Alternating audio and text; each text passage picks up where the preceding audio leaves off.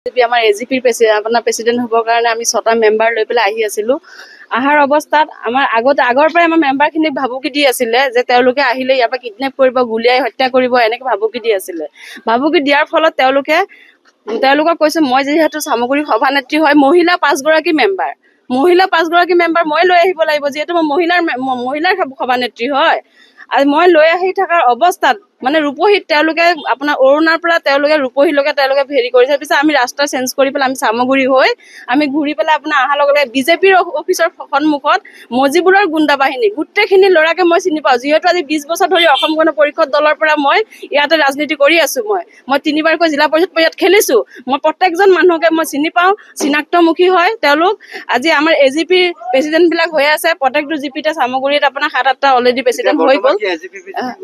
AGP বিজেপিৰ মাজতে সংঘাত হৈছে। এইটো মজিবুৰে গুণ্ডা বাহিনী আছে আপোনাৰ, আৰু আমাৰ জেউমাৰী জিপিত আপোনাৰ যিটো এগেইনষ্ট পাৰ্টি 4জনীয়া যিটো আপোনাৰ কংগ্ৰেছী মানুহ, সিহঁতে কিন্তু বিজেপি মানুহ নহয়।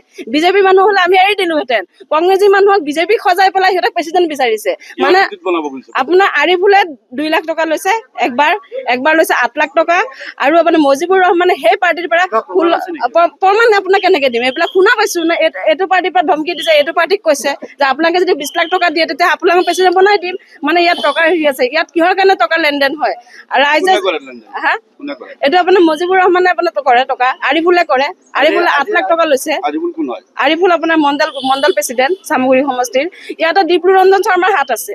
যিহেতু দীপলু ৰঞ্জন শৰ্মাই জানে আমাৰ ইয়াত 16 মহীয়া MLA, তেওঁ আৰু নেক্সট টাইম ইয়াত নেখেলাৰ কাৰণে তেওঁ গুণ্ডা বাহিনী ইয়াত কালেকশ্যন কৰি আছে। ইয়াত কালেকশ্যন কৰি পেলাই ইয়াতে আপোনাৰ আমাৰ যিখিনি অসম গণ পৰিষদ দলৰ মানুহখিনিক আপোনাৰ হস্তক্ষেপ কৰি আছে। আপোনাৰ অসম গণ পৰিষদ দলৰ মানুহখিনিক আপোনাৰ জোৰ জবস্তি গুণ্ডা বাহিনী দি পেলাই আপোনাক মাৰপিট কৰাই আছে, গাড়ী গুড়া ভাঙি আছে। এই চাওক মোৰ ছোৱালীজনীৰ অৱস্থা কি কৰিছে, আইফোনটো লৈ গ'ল, এইটো মোৰ মোবাইলটো ভাঙিলে। মোৰ মিষ্টাৰৰ কলৈ গ'ল আমাৰ এখেত, মোৰ মিষ্টাৰ মোৰ গাড়ী ভাঙিছে।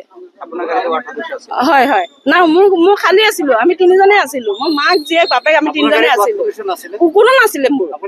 মই অকলে আছিলো। পূৰ্ব ৰাকেশ মানে কি আমাৰ এজিপি মেম্বাৰ সিহঁতৰ হ'ব নিদিয়ে। ৱাৰ্ড মেম্বাৰৰ গাড়ী পিছত আছিলে, মোৰ গাড়ী আগত আছিলে, মোকে কৰিছে। সিহঁতে গাড়ী চেঞ্জ কৰি বেলেগ ৰাস্তা দি সোমাই গ'ল, অকলে মোৰ গাড়ীতে কৰিলে। আহত 3জন হৈছো, 3জন হৈছো। গাড়ী আমাৰ এখন ভাঙিছে।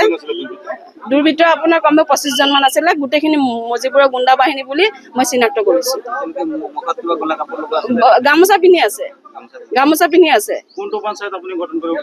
জেউমাৰী পঞ্চায়ত গঠন কৰিব বিচাৰিছো। আমাৰ অসম গণ পৰিষদৰ সমৰ্থন, আৰু অসম গণ পৰিষদৰ হয় তেওঁলোক, আৰু অসম গণ পৰিষদৰ চাপৰ্টতে তেওঁলোক অসম গণ পৰিষদৰ মেম্বাৰ হৈছে। আপুনি বৰ্তমান অসম গণ পৰিষদৰ কোন বিভাগত কাম কৰি আছে? মই সভানেত্ৰী হয় সমষ্টি কমিটিৰ।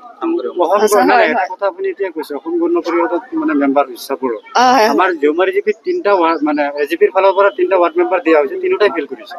কেনেকে হ'ল? না 3টা কেনেকে ফেল কৰিব? আমাৰ এজিপিৰ মানুহ হয় ন, আমাৰ 6জনে চাপৰ্ট কৰিছে, 6জনে আমাৰ এজিপি হয় অপেন চাপৰ্ট দিছে ন। নিদলীয়াহে ৱাৰ্ড মেম্বাৰ, এজিপি মিজে বুলি সুধা কথা নাই নহয়। নাই তেওঁলোকে এজিপি নেতৃত্বত পঞ্চায়ত গঠন কৰিব তেওঁলোকে। আৰু প্ৰশাসনক এটাই আহ্বান জনাম, এইটো আপোনাৰ তেওঁলোকে এৰেষ্ট কৰিব লাগে দুৰ্বৃত্ত বিলাকক। কিহৰ কাৰণে চামগুৰি সমষ্টিটো এই গুণ্ডা বাহিনী, মজিবুৰৰ গুণ্ডা বাহিনীয়ে, আৰিফুলৰ গুণ্ডা বাহিনীয়ে শেষ কৰি দিছে। আৰু এনেকুৱা যে বত্ৰচাৰ তেওঁলোকে নকৰে, এইখিনি মই প্ৰশাসনক আহ্বান জনাইছো। মই গোটেই যিমান কেইজন আছিলে 20-25জন গোটেইকেইজনে চিনি পাইছো। মোৰ তাত নাম সহ মই তেওঁলোকৰ মই এজাহাৰ দিম। মই দিয়া নাই, মই এজাহাৰ দিম। হয়, বিধায়ক নাথাকিলে তেওঁলোকৰ ইমান সাহস নাপায়। যিহেতু বিধায়কে জানে চামগুৰি সমষ্টিৰ কথা। চামগুৰি সমষ্টিত কি খেল হৈ আছে। পঞ্চায়ততো আপোনালোকে 40 লাখ 50 লাখ টকা লৈ পেলাই আপোনাৰ কংগ্ৰেছী মানুহক আপোনাৰ টিকেট দি দিছে। বিজেপি কৰ্মী, এজিপি কৰ্মীক দিয়া নাইকিয়া।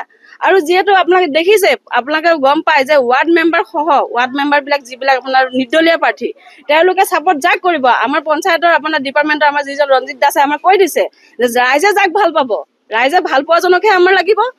ৰাইজে ভাল পোৱা যিজন ৰাইজে ভাল নাপায়, গুণ্ডা বাহিনী আপোনাৰ যিজন আপোনাৰ জেউমাৰী জিপিৰ আপোনাৰ গৰু চুৰ হয়, তাৰ নামত কেছ আছে। সেই গৰু চুৰ এজনক আপোনাৰ কেনেকে প্ৰেচিডেণ্ট বনাব বিচাৰিছে? আৰু 2 নম্বৰ কথা, আপোনাৰ এজনী বাল্য বিবাহ হৈছে।